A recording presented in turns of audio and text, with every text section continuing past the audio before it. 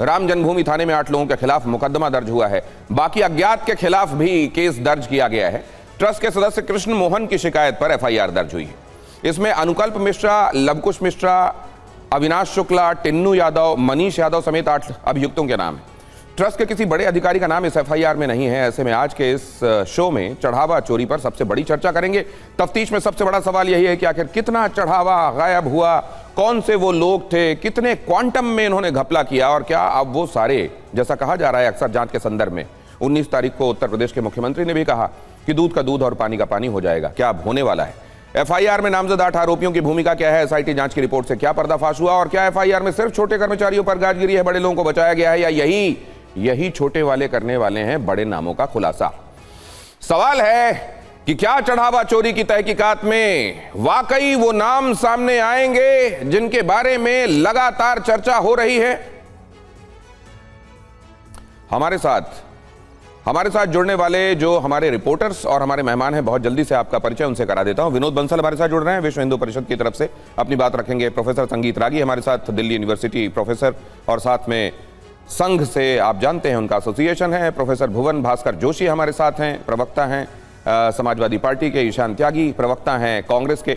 संतोष दुबे शिकायत करता है चढ़ावा चोरी के मामले में। वो कहते हैं कि ये तो 97-98 से, जब से ईंटें आ रही थी रामलला के मंदिर बनाने के लिए देश से विदेश से, तब से ये मामला चल रहा है और ये क्या अपनी परिणति तक पहुंचेगा, ये संतोष दुबे लगातार सवाल उठाते रहे हैं। इसके अलावा पंकज चतुर्वेदी हमारे संवाददाता लखनऊ से लगातार आपको अपडेटेड रख रहे हैं। जिस दिन से ये मामला सामने आया है, पंकज चतुर्वेदी दिन रात आप तक रिपोर्ट्स पहुंचाने में लगे हुए हैं। पहले मैं पंकज का ही रुख करना चाहूंगा। पंकज, टेक्निकली एक सवाल ये बताइए, इसको डिटेंशन कहा जा रहा है या अरेस्ट कहा जा रहा है, और कितने लोग अभी तक डिटेन या अरेस्ट किए गए हैं? देखिए, 8 आरोपी हिरासत में ले लिए गए हैं, उनसे पूछताछ हो रही है। चूंकि हिरासत में दिखाने के बाद कोर्ट में पेश करना होगा, एक समय सीमा होती है, तो उनसे पूछताछ की जा रही है। क्योंकि सवाल ये भी उठेंगे कि 1 घंटे में एफआईआर हुई और गिरफ्तार भी कर लिया, क्या पहले से पुलिस के हिरासत में थे, लोकेशन सबको पता थी, तो अब तक कार्रवाई क्यों नहीं हुई? हालांकि कई सारे ऐसे जो इसमें नामजद हैं, कई दिनों से अपने घर नहीं गए, उनसे पूछताछ अलग अलग हो रही थी, लेकिन एफआईआर होने के बाद सबको हिरासत में लेकर के अभी गिरफ्तारी दिखाई जाएगी, उसके बाद कोर्ट में पेश किया जाएगा। संभावना ये है कि सबको पुलिस कस्टडी में रिमांड पे लिया जा सकता है, क्योंकि इसमें अज्ञात हैं और कौन कौन लोग इन्वॉल्व हैं, किसके साथ पे ये लोग चोरी करते थे, किसके संरक्षण में इनको नौकरी मिली थी, ये सारी चीज़ें कड़ियाँ खुलेंगी, क्योंकि इसमें बड़े नाम हैं और चीज़ें निकल करके धीरे धीरे आएंगी। अभी एफआईआर हुआ है, गणना कर्मचारियों के नाम आए हैं, लेकिन बहुत ऐसे बड़े नाम हैं जो सबसे ज़्यादा जिनके संरक्षण में हो रहा था, उनका एफआईआर में नाम नहीं है, लेकिन उनकी संलिप्तता एसआईटी की रिपोर्ट में जो गठित की गई थी 3 सदस्यीय टीम, उसमें थी। प्रबंधन व्यवस्था करने में वो फेल थे, उनके संरक्षण में, उनके सिफारिश पे बहुत सारे लोग नौकरी पाए, जिसकी वजह से राम मंदिर में गड़बड़ी हुई। और सबसे बड़ा आस्था का केंद्र जिस पे विश्वास सबको होता था, ट्रस्ट भगवान श्री राम पे, उस पे विश्वास उठने लगा, लोगों ने आवाज उठानी शुरू। नहीं पंकज, एक बात और बताइए, हमारे दर्शकों को ये बताइए जरा, डिटेंशन और अरेस्ट का टेक्निकल फर्क होता है। जब सबूत पर्याप्त इशारा कर रहे हों और उसको फिर अरेस्ट के तहत दिखाया जाता है, कोर्ट में पेश किया जाता है, और उस दौरान जब लगता है कि कहीं अंदेशा होता है कि गड़बड़ हुई है, उस दौरान रोकना या भविष्य में कोई अपराध ना करे अगर उसके ऊपर संदेह है तो उसको थाने में बिठाकर रखना, यह डिटेंशन कहलाता है। तो यह कैटेगरी डिटेंशन वाली कैटेगरी है जिसमें इनको अभी रखा गया है। जी बिल्कुल, अभी रखा गया है, चूंकि सारे सबूत तथ्य इनके खिलाफ जुटाए जा रहे हैं और उसके बाद फिर गिरफ्तारी दिखाई जाएगी। अभी इनको डिटेंशन में रखा गया है, सारे तथ्य सबूत इकट्ठा किए जा रहे हैं कि जिनके खिलाफ एफआईआर हुई है सारे सबूत हैं। अच्छा, ये कंफ्यूजिंग सिग्नल्स क्यों आते रहे? पंकज, एक बात और बताइए, शुरुआत में कल एफआईआर दर्ज होने के मतलब कल करीब 7:20 के आसपास ये खबर ब्रेक हुई कि एफआईआर दर्ज की गई है। उसके बाद शुरुआत में ही ये खबर ये भी आई कि लोगों को, वो 8 लोग जो इसमें नामजद हैं, उनको उठाया जा रहा है। फिर खबर आई कि नहीं उनको उठाया नहीं गया। उनमें से कुछ के साथ मीडिया ने फोन पर भी बात की तो उन्होंने कहा नहीं, हमको तो एफआईआर के संदर्भ में पता नहीं है, हम तो बाहर हैं। अब ये खबर आ रही है, तो ये कैसे घटा? कल एफआईआर दर्ज होने के बाद से घटनाक्रम कैसे घटे, अगर क्विकली आप ये बता पाए। देखिए, पुलिस की सब पे निगाह थी, पहले से ही उनके ऊपर पूछताछ हुई थी, संदिग्ध थे, तो और साथ ही एसआईटी ने ये भी कहा था कि ये लोग शहर छोड़ के बाहर नहीं जा सकते अयोध्या। तो एक तरीके से उनके ऊपर पुलिस का पहरा था। उसके बाद जब FIR हुई तो सबको हिरासत में लेने की कार्रवाई शुरू हो गई, पुलिस की टीम गठित की गई और बहुत सारे लोग चूंकि पुलिस की देखरेख में थे, अयोध्या से बाहर नहीं जा सकते थे। हालांकि वो फोन चला रहे थे, लोगों से बातचीत भी कर रहे थे, लेकिन FIR होने के बाद थोड़ी देर के बाद में सबको हिरासत में ले लिया गया था, क्योंकि इसमें पुलिस भी कई सारी ऐसी चीजें जिसमें सवाल उठ रहा है पुलिस के ऊपर भी। अगर FIR दर्ज की गई तो FIR की कॉपी अब तक क्यों नहीं दिया जा रहा है, FIR क्यों छिपाया जा रहा है जो कॉपी उसकी है। तो बहुत सारे FIR में चीजों को जिक्र किया गया होगा, किसके संरक्षण में किसकी संलिप्तता है, तो नाम बल्कि पंकज इस संदर्भ में जब मेरी VHP के कुछ सोर्सेज के साथ बात हुई तो उन्होंने ये भी कहा कि ये जो कहा जा रहा है कि लोगों को अयोध्या नहीं छोड़ने के लिए कहा गया है, कुछ एक लोग जो उस दौरान जो SIT के साथ जिनकी बातचीत चल रही थी या इंटरोगेशन कह लीजिए, उन लोगों ने अगर उनका पहले से कहीं यात्रा का कार्यक्रम था तो इंटीमेट किया था SIT को, लेकिन यह कहा जाना कि उनको छोड़ने से अयोध्या मना कर दिया गया था, ऐसा नहीं है। इस संदर्भ में भी आपसे आगे आऊंगा तो बातचीत करूंगा, लेकिन जरा देखिए यहां तफ्तीश के 5 सवाल क्या हैं। तफ्तीश के 5 सवाल, ट्रस्ट के आरोपियों का इस्तीफा कब होगा, वो बड़े नाम जिनके बारे में कहा जा रहा है, अब ये तो अपने आप में स्थापित सत्य है कि यहां गड़बड़ हुई है, इसीलिए ये सब चल रहा है, इसीलिए FIR हुई। अब तो क्या वो जो शीर्ष पदों पर थे और उनके रहते हुए ये सब हुआ, उनकी कोई नैतिक जिम्मेदारी भी नहीं है? यह सवाल उठ रहा है कि उनका इस्तीफा कब होगा। चलिए FIR में नाम नहीं है क्योंकि प्रत्यक्ष रूप से सबूतों के आधार पर जो दिखाई दिया है उसका आधार पर इनका डिटेंशन हुआ है, जो 8 लोग हैं उनके बारे में ऐसा कुछ दिखाई देने वाला मामला जाहिर है फुटेजेस में या साक्ष्यों के आधार पर अभी नहीं मिल रहा है कि डायरेक्टली वो लोग इन्वॉल्व हैं, लेकिन क्या उनकी जिम्मेदारी नहीं है? और जिम्मेदारी का एहसास उन्हें खुद नहीं है क्या? या उनको यह लगता है कि अगर जिम्मेदारी लेते हुए हमने कहीं इस्तीफा दिया तो वो लोग जो हमारे ऊपर पहले से हमलावर हैं और इसको मुद्दा बनाकर राजनीति कर रहे हैं, वो उनको और ज्यादा मौका मिल जाएगा? क्या इस्तीफा नहीं होने से जांच पर असर होगा? क्योंकि इस्तीफा इसलिए भी आवश्यक होता है कि पद पर जो बना हुआ है वो सबूतों से, साक्ष्यों से, गवाहों से छेड़छाड़ कर सकता है अगर उसकी मंशा हो तो अगर यहां पर वो पद पर बने हुए हैं तो क्या इस तरह की कोई गुंजाइश है या नहीं है? आरोपियों पर FIR तो दर्ज हुई है, अब अरेस्ट उसको प्रॉपर अभी डिटेंशन बताया जा रहा है, तो ये अरेस्ट कब टेक्निकली दिखाया जाएगा? छोटे कर्मियों पर केस हुआ है तो क्या ये बड़ों को बचाने के लिए हुआ है, या यही छोटे कर्मचारी ये बताएंगे कि बड़ों में कौन कौन किस किस भूमिका में था?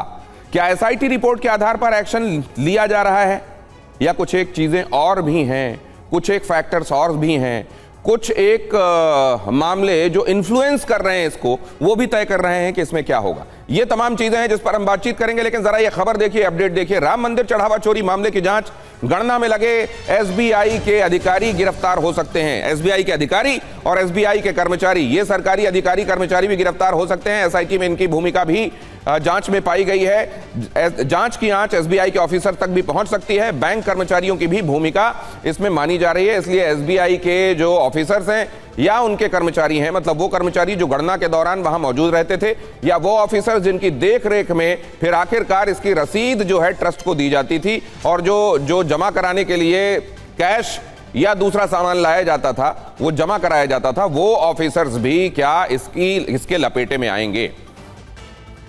क्या जब यह कहा जा रहा है फुनगी को फांसी, शाखाओं को माफी, तो इसको ऐसे देखा जाना चाहिए, या इसको ऐसे देखा जाना चाहिए कि इतने हाई स्टेक मामले में भी कार्रवाई हो रही है और धीरे धीरे बगैर किसी जल्दबाजी के पूरे सब्सटेंस के साथ उन लोगों तक आखिरकार जांचकर्ता पहुंच रहे हैं, अथॉरिटीज पहुंच रही है जो लोग इसमें जिम्मेदार हैं? इसको कैसे देखा जाना चाहिए? विनोद बंसल, आपसे शुरू करना चाहता हूं।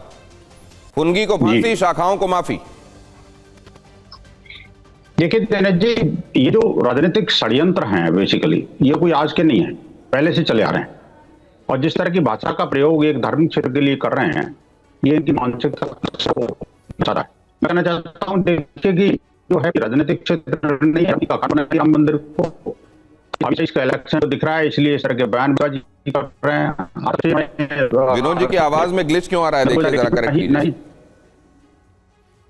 मेरी बात ठीक नहीं आ रही क्या? सर आपकी आवाज तो आ रही है लेकिन ग्लिच के साथ आ रही है। मैं इसको जरा करेक्ट कराता हूं सर, शायद आपका जो लेपल माइक है उसमें कहीं कोई समस्या आ रही है। लेकिन आपने ये कहा कि ये राजनीतिक विद्वेष के तहत किया जा रहा है। राजनीतिक विद्वेष के तहत आज से नहीं, शुरू से किया जा रहा है। लेकिन अगर ये विद्वेष ही था तो जांच की आवश्यकता क्यों पड़ी? अगर विद्वेष के साथ पहले से ये चला आ रहा है तो अब जांच की आवश्यकता क्यों पड़ी? पहली बात। दूसरी बात, फुनगी को फांसी, शाखाओं को माफी है, ये उस क्षेत्र के बारे में नहीं कहा जा रहा है। ये कहा जा रहा है जांच ऐसे चल रही है कि इसमें फुनगी मतलब एक पेड़ में जो सबसे शीर्ष का हिस्सा होता है, छोटा सा निकल रहा होता है, वो फुनगी, उसको फुनगी कहा जाता है, और बड़ी बड़ी शाखाएं जो उसके नीचे होती हैं। तो फुनगी को फांसी हो रही है और शाखाओं को माफी हो रही है। बड़ी बड़ी शाखाएं, बड़े बड़े लोग जो इसके लिए जिम्मेदार हैं उनको बख्शा जा रहा है, और जो फुनगी है, जो छोटे लोग हैं, उनको पकड़ा जा रहा है। ये कहने का तात्पर्य था विनोद जी। उस जगह के बारे में कुछ नहीं कहा जा रहा था। तो अगर विनोद जी का माइक प्लीज अगर चेक करने के बाद सही हो जाए तो मुझे आप बताइएगा, मैं उनके पास जाऊंगा। लेकिन पहले मैं संतोष जी के पास जाता हूं। संतोष दुबे जी, सब चीजों के उत्तर मिलने शुरू हो गए जो मुद्दे आप उठाते रहे? जी जी, एक तो मैं ये बताना चाहूँगा आपको कि ये जो अभी आपने चर्चा के आरंभ में बात उठाई कि बड़े लोगों को माफ़ी मिल गई, जो असली चोर लोग हैं वो बच गए। अनिल मिश्रा, गोपाल राव, चंपत राव बंसल। अब चंपत राय बंसल, जैसे हमारे विनोद भाई कह रहे हैं कि ये धर्म सेना प्रमुख जो हैं वो द्वेष बस करते हैं। हम तो भारतीय जनता पार्टी का समर्थन करते रहे हर चुनाव में, हमें तो कोई चुनाव भी नहीं लड़ना था। अब ये बंसल होने के नाते जातिवादी रुख अपनाना और एक चोर को जाति बिरादरी से जोड़कर बचाए रखने की बात करना, हालांकि बंसल जी को मैं सुनता हूँ, हाँ, उन्होंने तो आपको लेके नहीं कहा है सर? का मतलब मैंने भारतीय जनता पार्टी के तो हमेशा समर्थन। सर आप ये बताइए, अभी तो मैं जांच केंद्रित चर्चा रखना चाहता हूं सर। आप जांच से संतुष्ट हैं? ठीक दिशा में जा रही है? पॉलिटिक्स पे आ जाएंगे जान लीजिए। नहीं, बिल्कुल नहीं, बिल्कुल नहीं, मैं एकदम संतुष्ट नहीं हूं। मैंने एफआईआर करने के लिए 16 तारीख को दिया था और उसमें 4 चोरी किया इन लोगों ने, इसलिए दिया था, कोई भजन सुनाने के लिए थोड़ी दिया था। चोरी किया इन्होंने, पूरा देश जानता, पूरी अयोध्या जानती है। अरे हमसे बयान हल्फी ले लेते आप, एफआईआर लिखते, उनको जेल भेजते। जो सच्चाई है, जो कर्म इन लोगों ने किया है ना, अयोध्या आ जाइए, आप जानकारी आपके पास तो सब है ना, पूरा देश उबल रहा है। सुनिए, मैं आपको कुछ बताता हूं संतोष जी, आपका हवाला देकर विश्व हिंदू परिषद के संयुक्त महासचिव से मेरी बात हुई थी और सुरेंद्र जैन जी ने कहा था संतोष दुबे एक तो ये आरोप लगा रहे हैं, उन्होंने तो ये तक कह दिया कि अटल बिहारी वाजपेयी के पास गए थे रामचंद्र परमहंस दास, उन्होंने जाकर कहा था कि देखिए ईंटें और ये सब गायब हो रहे हैं जो बहुमूल्य चीजें आई थी। सुनिए मेरी बात सुनिए। उसके बाद आपने ये भी कहा कि वो आकर अस्वस्थ हो गए थे, उसके बाद वो सिधार गए। न जाने कितने लोगों ने, पहले आपने कहा अशोक सिंघल जी के पास चाबी होती थी, बाद में आ गई थी चंपत राय जी के पास, और ये फिर चीजें गायब हो गई। वो ये कहते हैं, ये बात कही सुरेंद्र जैन जी ने कि पहले तो मैं समझ रहा था कि संतोष जी जो बात कह रहे हैं शायद उसमें गांभीर्य है, लेकिन बाद में जब उन्होंने ये तक कह दिया कि अटल बिहारी वाजपेयी और इतने बड़े बड़े नामों, अशोक सिंघल और इनके संज्ञान में था और इन्होंने जाने दिया, आंख मूंद ली, तो ये बात हलक के नीचे उतरती नहीं है, पहली बात। और दूसरे उन्होंने ये भी कहा कि अगर आपके पास साक्ष्य हैं तो आप जाएं और एसआईटी की टीम को दें। एसआईटी की टीम से मुलाकात अगर संजय सिंह कर सकते हैं तो संतोष दुबे भी कर सकते हैं। आप गए थे क्या साक्ष्य देने? ये आऊंगा तो आपसे समझूंगा, लेकिन भुवन भास्कर जोशी जी, ये अभी जब जांच चल रही है तो फुनगी और शाखा क्यों सर? देखिए, आपकी बात का मैं जवाब दूंगा, लेकिन 4 लाइन से मैं बात को शुरू करना चाहूँगा। अयोध्या में फिर शकुनी बैठे हैं, चौसर पर राम का चढ़ावा लूटे हैं, धर्म की आड़ में धंधा चला रहे हैं और हम है कि जयकारा लगा रहे हैं। मैं कहना चाहता हूँ, ये हमारी आस्था पर वार ये चंपत राय गैंग ने करने का काम करा। और मैं ऐसे ही नहीं कह रहा, क्योंकि चपत लगी है, हमारी आस्था पर लगी है। हमारे जो सांस्कृतिक राष्ट्रवाद की जो बात कहते हैं, आज वो अगल बगल झाग रहे हैं। और राम मंदिर में क्या क्या हुआ, जमीन घोटाला हुआ, छत टप की राम रसोई बंद हो गई, और ये चढ़ावा चोरी नहीं, ये चढ़ावे की डकैती हो गई और 2 करोड़ रुपया बरामद हो रहा है। और उसके बाद भी हमारे नेता माननीय अखिलेश यादव जी के दबाव में एफआईआर लिखी जा रही है, जब हम लोगों ने इस मुद्दे को गंभीरता से उठाने का काम करा। और मैं कहना चाहता हूं, अभी भी बड़ी मछलियों को बचाने का प्रयास हो रहा है, क्योंकि इनकी जो नीति और नीयत है वो पहले ही शक के दायरे में सीसीटीवी तो बंद कर दिए गए। देश देख पा रहा है कि किस प्रकार राम मंदिर में लूट मची। तो नहीं, ये बात महत्वपूर्ण है। देखिए, आप जिस भूमिका में हैं, आपको न सिर्फ मुद्दों को उठाना चाहिए बल्कि आपको सब्सटेंस के आधार पर विरोध भी करना चाहिए, ये बात ठीक है।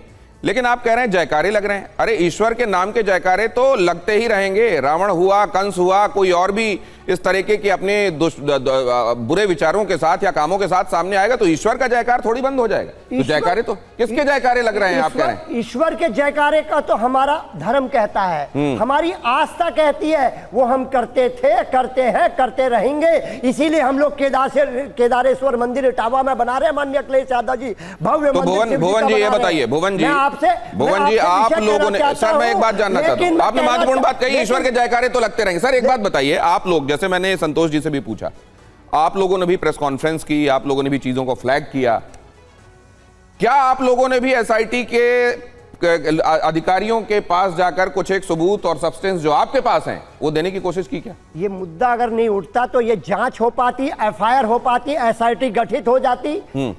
बताइए तो आप ये कह रहे हैं कि आपकी भूमिका इस लिहाज से महत्वपूर्ण मानी जानी चाहिए कि आप ही लोगों के प्रयासों की वजह से ये पूरा मामला सरफेस में आया, वरना तो फिर ये चल ही रहा था अंदर ही अंदर। लेकिन मैं ईशान त्यागी के पास जाने से पहले एक बार संगीत रागी जी के पास जाना चाहूंगा। संगीत रागी जी, क्या ये माना, देखिए संघ हमेशा ये उसका एंडेवर रहता है कि व्यक्ति निर्माण किया जाए और व्यक्ति निर्माण से राष्ट्र निर्माण किया जाए। इस मामले को देखने के बाद आपको क्या लग रहा है संगीत रागी? देखिए, पहली बात तो मैं कह दूं कि समाजवादी पार्टी इसमें इन्वेस्टिगेशन नहीं चाहती थी। समाजवादी पार्टी सिर्फ एक इसे मुद्दा बनाना चाहती थी। अखिलेश यादव ने कहा कि भाई इन्वेस्टिगेशन होना चाहिए, ऐसे ऐसे मामले आए हैं, संज्ञान में आए हैं, इनके खिलाफ इन्वेस्टिगेशन। जब एसआईटी बैठ गई तो इसके बाद अखिलेश यादव ने क्या कहा, अब क्या अधिकारी आईपीएस हमारे साधु सन्यासियों की का इन्वेस्टिगेशन करेंगे, उनसे पूछताछ करेंगे? अरे कमरे में बैठ जाओ, आंख बंद कर लो, जिसको कहो कि जिसने जिसने चोरी किया है वो पैसे लौटा दें, खत्म बात करो, अंदर ही खत्म कर लो। ये बात अखिलेश यादव का ऑन रिकॉर्ड है, आपका रिसर्च टीम से उनके वीडियो को ले आइए।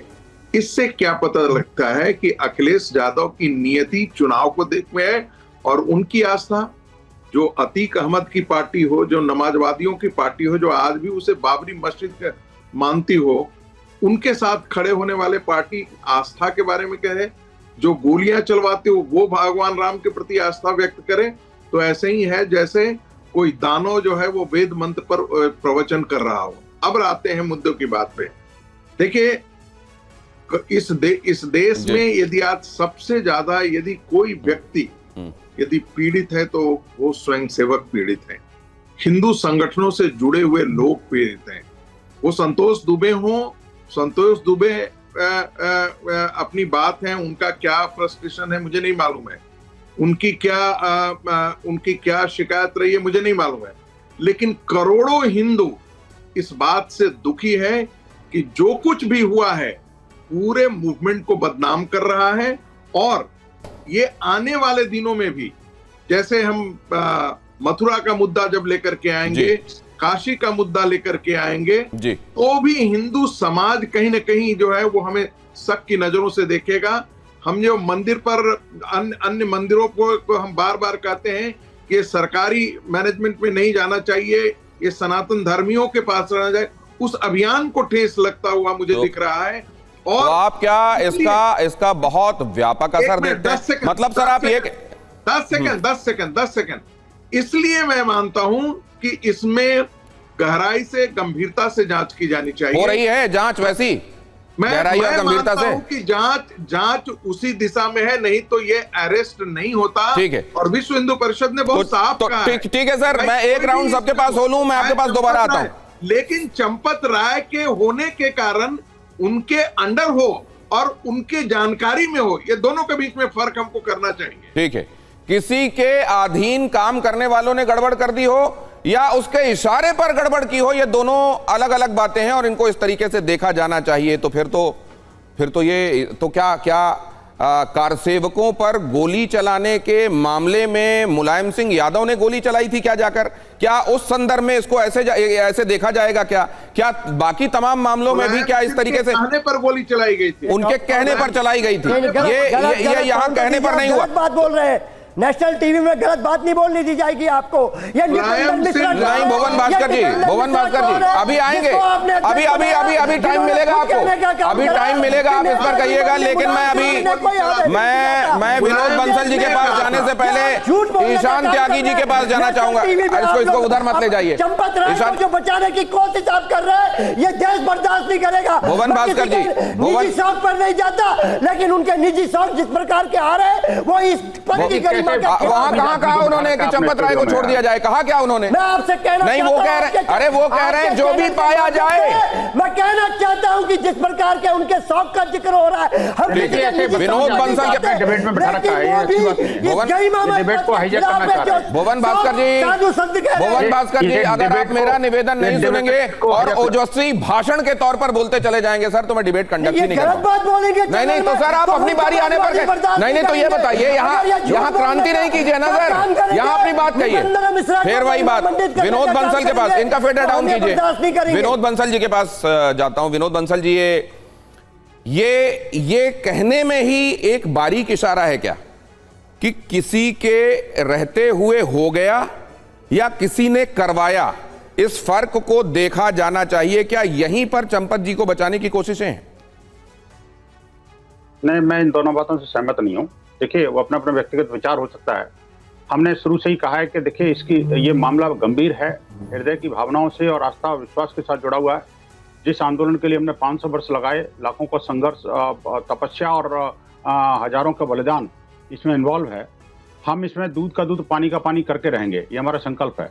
इसीलिए कल जैसे ही एसआईटी की रिपोर्ट परसों आई थी, कल ही हमारे माननीय अध्यक्ष जी ने कहा था कि उसमें एफआईआर दर्ज होनी चाहिए, क्रिमिनल इन्वेस्टिगेशन प्रारंभ होना चाहिए, जो अपराधी है उनको फास्ट ट्रैक कोर्ट के माध्यम से जल्दी सजा होनी चाहिए और किसी को भी छोड़ा नहीं जाना चाहिए। इन सब चीजों में सब कुछ आगे देने जी। आप बहुत विद्वान जर्नलिस्ट हैं, आप सब जानते हैं, लेकिन आपकी डिबेट में बैठे हुए प्रवक्ता जो है, क्या मैं ये मानूं कि इस मामले में वीएचपी और आरएसएस अलग अलग अप्रोच के साथ चल रहे हैं सर? क्योंकि संगीत रागी जी ने तो स्पष्ट इशारा किया। नहीं, देखिए, संगीत जी ने बोला, वो उनकी भावना थी। मैं कहता हूं देखिए, दोनों चीजों में अंतर रहता है निश्चित रूप से, लेकिन मैं कह रहा हूं उसमें अभी विवेचना का विषय नहीं है। मैं बोल दूं, आप मुझे किसी संगठन के प्रवक्ता के तौर पर नहीं बुलाएं और मैं प्रवक्ता हूं भी नहीं। मैं व्यक्तिगत, मेरी राय है, ये व्यक्तिगत मेरा राजनीतिक विश्लेषक के नाम पर यह है। तो संगीत रागी जी एक कैविएट दे रहे हैं कि मैं किसी इंस्टीट्यूशन का रिप्रेजेंटेशन कर रहा हूं। अभी ये मेरी व्यक्तिगत राय है, ये बात कही गई है। अब भुवन जी को फिर देखिए एक मौका मिल गया, लेकिन पहले बंसल जी की बात पूरी होने दीजिए। बंसल जी की बात पूरी होने दीजिए प्लीज। इन्वेस्टिगेशन में किसी को बचाने की कोशिश नहीं होगी, कितना भी रसूखदार हो, जो भी हो, एफआईआर दर्ज हो, फास्ट ट्रैक मामला हो और जल्दी से जल्दी दोषियों को सजा मिले। ये बात वीएचपी ने कल ही कह दी थी, आलोक कुमार जी ने कल ही कह दी थी। विनोद जी बात पूरी कीजिए। दिनेश जी, मैं समझ रहा था कि विवन भास्कर जी जो है एक हिंदू हैं और निष्ठावान हिंदू हैं, और लेकिन जिस तरह से तकरीरें कर रहे हैं वो तो एक इस्लामिक जिहादी तत्वों की तरह कर रहे हैं। मुझे बड़ा दुख हो रहा है, और वो भी डिबेट के अपने स्टूडियो में बैठ करके उसको डिबेट को हाईजैक करने की कोशिश कर रहे हैं। मुझे लगता है कि आप नहीं करने देंगे। लेकिन मैं कहना चाहता हूँ, देखिए, बड़ा स्पष्ट है हमारा मानना। विश्व हिंदू परिषद पूरा संगठन इस बात के लिए कृत संकल्पित है कि जो अपराधी हैं उनको जल्दी से जल्दी दंडित किया जाना चाहिए। किसी को भी किसी भी तरह से छोड़ना नहीं चाहिए। ठीक है, जो आप कह रहे हैं, देखिए, हमें कुछ कहने की आवश्यकता नहीं। उस के बारे में, उनकी महानता के बारे में कौन नहीं जाना, उनके त्याग के बारे में, उनकी तपस्या के बारे में, उनका पूरा जीवन उन्होंने दिया। लेकिन मैं उस बारे में कुछ नहीं कहूंगा। कैसे है, क्या है, वो अब जांच के बाद आपको सब सामने आ जाएगा। ठीक है, मुझे विश्वास है कि वो सब चीजें भी ट्रांसपेरेंट रूप से क्लियर होंगी। ठीक है, आता हूं विनोद जी आपके पास आता हूं। देखिए, विपिन चौबे भी हमारे संवाददाता पहुंच गए हैं अयोध्या। कल यहां स्टूडियो से आपको खबरें बता रहे थे और अभी अयोध्या से तैनात हैं, लगातार खबरें वो जुटा रहे हैं। उनके पास जाऊंगा, लेकिन उससे पहले ईशान त्यागी जी, जांच को लेकर कांग्रेस क्या सोच रही है? देखिए, सभी को सबसे पहले तो जय सिया राम। डिबेट के लगभग 32-33 मिनट निकल चुके हैं। मैं चाहूंगा कि आप मुझे थोड़ा सा प्लीज अनइंटरप्टेड समय दीजिए, और मैं चाहूंगा 2 मिनट आपके यहां से बोलिए सर। देखिए, ये जो एसआईटी की पूरी जांच हुई है, एसआईटी की जो पूरी इन्वेस्टिगेशन हुई है, उस पर दो लाइनें पढ़ देता हूं सिर्फ। राजा ने कहा रात है, रानी ने भी कहा रात है, मंत्री ने भी कहा रात है, और संतरी ने भी कहा रात है। ये सुबह और ये सुबह की बात है। तो ये जिस तरीके से एसआईटी की इन्वेस्टिगेशन हुई है, किसने करी है? ये विजय विश्वास पंत ने करी है। वही विजय विश्वास पंत जो इलाहाबाद कुंभ के दौरान जो कह रहे थे भगदड़ हो सकती है, और लोगों को उठा उठा के भेज रहे थे कि जाके स्नान करो, और उसके बाद भगदड़ हुई जिसमें मुझे लगता है कम से कम हजारों लोग मरे होंगे। यही वही विजय विश्वास पंत हैं, ब्लू आइड बॉय हैं योगी आदित्यनाथ के। रिपोर्ट किसको सौंपी गई मुझे ये बताइए? संजय प्रसाद को। IAS अधिकारी हैं, ट्रस्टी हैं राम मंदिर ट्रस्ट के, जन्मभूमि क्षेत्र ट्रस्ट के ट्रस्टी हैं ये। ट्रस्टी की ही जांच हो रही है और ट्रस्टी को ही रिपोर्ट सौंपी जा रही है। इस तरीके से ये जो SIT का गठन हुआ है ये एकदम बोगस जांच है। अब रही बात देखिए संगीत रागी जी की, और जो हमारे यहाँ पे VHP के प्रतिनिधित्व कर रहे हैं उनकी बात रही। संगीत रागी ने पहले तो बोला कि मैं स्वयंसेवक हूँ, स्वयंसेवकों को बड़ा धक्का लगेगा, स्वयंसेवक का हमारा जो पूरा, हम काशी जाएंगे मथुरा जाएंगे तो हमारा जो पूरा संकल्प है उसको धक्का लगेगा। और बाद में कह रहे हैं कि नहीं मैं RSS का व्यक्ति नहीं हूँ। आप एक बात बताइए, आप रोज टीवी पे बैठते हैं, चलिए आप भी छोड़ दीजिए, आपके सर संचालक मोहन भागवत जी ने क्या एक भी बार बोला कि इस मामले में FIR होनी चाहिए और त्वरित होनी चाहिए, तुरंत होनी चाहिए? ये मामला 20 दिन से चल रहा है, इस पे क्या FIR की मांग आपने करी, मोहन भागवत ने करी? मुझे ये बता दीजिए। क्या विश्व हिंदू परिषद के लोगों ने करी? ये बता दीजिए। कल आपको पता होगा कि कांग्रेस पार्टी ने 75 जिलों में कांग्रेस पार्टी ने ज्ञापन सौंपा कि इस पे FIR होनी चाहिए, और कांग्रेस पार्टी शुरू से कह रही है हमें इस SIT की जांच पे भरोसा नहीं है, ये जांच जुडिशियल जांच होनी चाहिए, हाईकोर्ट के जज की निगरानी में होनी चाहिए और समयबद्ध तरीके से ये जांच होनी चाहिए। अब आइए दूसरी बात पे, बहुत इंपॉर्टेंट बात पे।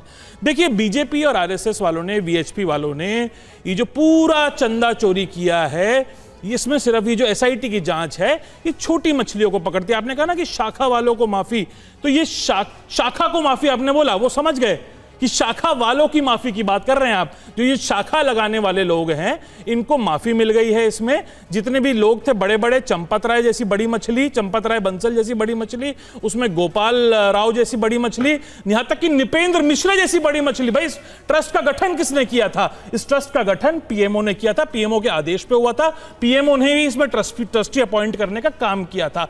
तो ये जो सारा जो प्रकरण है धांधली का, राम मंदिर में चंदा चोरी का, ये PMO तक जाता है। इसमें प्रधानमंत्री आपकी बात पर विनोद बंसल, संगीत रागी दोनों जवाब देने के लिए तत्पर हैं, लेकिन इससे पहले क्योंकि यहां वक्त समाप्त होने वाला है, केवल 1 मिनट बचा है, इसलिए पहले विपिन चौबे के पास जाना पड़ेगा मुझको। उनके पास कुछ एक खबरें इस वक्त की अपडेट्स मौजूद हैं। विपिन, क्या क्या महत्वपूर्ण है जो आप चाहते हैं कि दर्शकों को बताया जाए इस वक्त FIR होने के बाद? क्या क्या आपने महत्वपूर्ण पाया?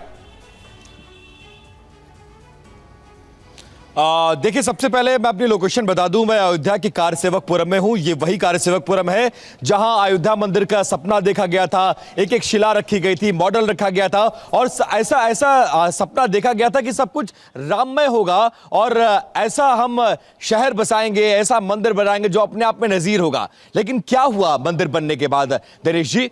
क्या हुआ? क्या मॉडल आपने तैयार किया?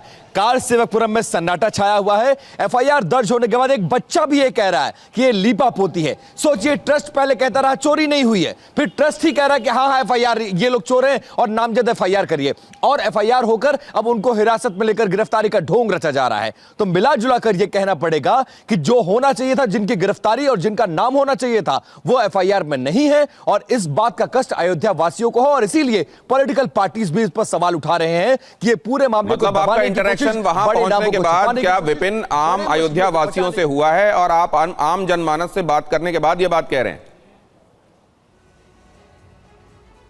जी हाँ, बिल्कुल। मैं आज सुबह 7 बजे यहां पर पहुंच गया हूं और 2 घंटे मैं अलग अलग इलाकों में लेकर घुमा हूं, तो सब यही बहुत निराशाजनक भाव में कह रहे हैं, क्या कहें भैया, अब तो आप सब देख ही रहे हैं, बड़े लोग को बचाया जा रहा है। ये भाव है अयोध्या वासियों का। और सोचिए, पूरे दुनिया के राम भक्त अयोध्या की तरफ देख रहे हैं, और अयोध्या से संदेश क्या जा रहा है कि हम चोरी भी करेंगे, सीनाजोरी भी करेंगे, और कोई हमारा कुछ बिगाड़ भी नहीं सकता। फिलहाल ये संदेश जा रहा है। ये जो पूरी FIR है दिनेश, ये एक लीपापोती है, बड़े चेहरों को बचाने की कवायद है, और कोई बड़ा चेहरा इसमें पकड़ा नहीं जाएगा। नीचे कारिंदे पकड़कर उनको जेल भेजकर मामले का पटाक्षेप करने की कोशिश की जा रही है। छोटे लोगों को पकड़कर मामले का पटाक्षेप करने की कोशिश की जा रही है, और यह बात विपिन चौबे वहां पर मौजूद अलग अलग जगहों पर जाकर लोगों से बातचीत के आधार पर कह रहे हैं।